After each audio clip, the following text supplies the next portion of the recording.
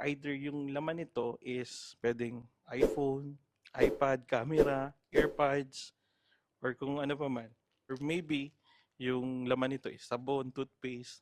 So, papapiliin kita, t-shirt or Amazon returns. Amazon return na lang. Hindi ko kita eh. So, ayan, pwede mong buksan, tapos pakita mo sa camera. Merry Christmas.